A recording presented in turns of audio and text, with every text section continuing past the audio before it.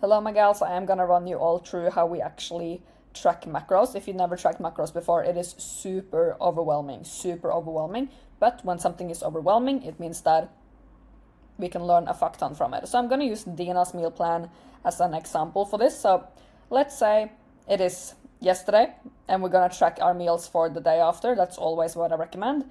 Even if you're just following the meal plan, I do recommend still tracking your food because that's how you learn. Because my goal is to educate you so much so that in a year from now, when you're like, hey Karina, I'm done with coaching, thank you very much, or literally whatever that may look like, that you can actually navigate getting results by yourself, right? But if we never track foods, very hard to get there, right? So this just takes a little bit of your time just to learn a few things. But to track macros are how much protein, carbs, and fat we eat in a day. When we track macros, we naturally track calories as well. Something too important that I don't want your macros to be perfect. I want them to be roughly the same, right? So let's say your goal is 120 grams of protein, 100 grams are fine, 130 grams are fine. If the goal is 150 grams of fat, or carbs, 170 grams are fine, 130 grams are fine.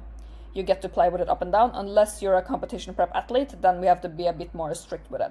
Now, to track this, we can use MyFitnessPal or Cronometer. For this example, I'm going to use MyFitnessPal. So hopefully you will be able to see my screen in just a second. Now that MyFitnessPal is opened, I want to click on Diary, which is at the bottom next to the plus. I am then going to click Add Food.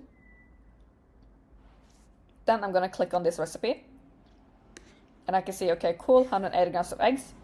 One egg weighs 60 grams. So I know that this is 3 eggs. I'm going to search egg. I'm going to choose one of the ones with the tick, because tick means that it's certified. I'm then going to change number of servings to 3.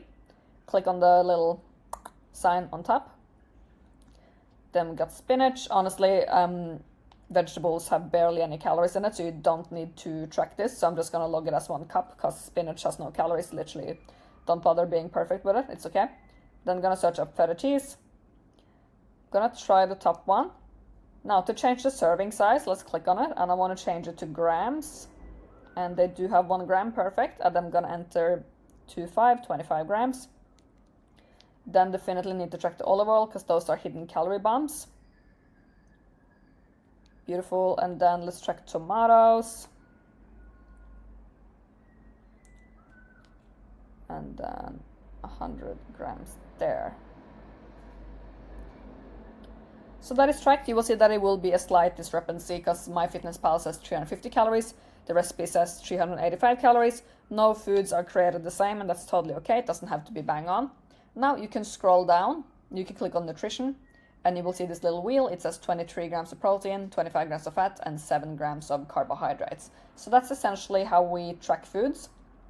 And then you just have to sync MyFitnessPal to the app, which is super simple. I have another video on doing that, so you can watch that in your own time if you haven't synced it already. But that's essentially how we track our macros.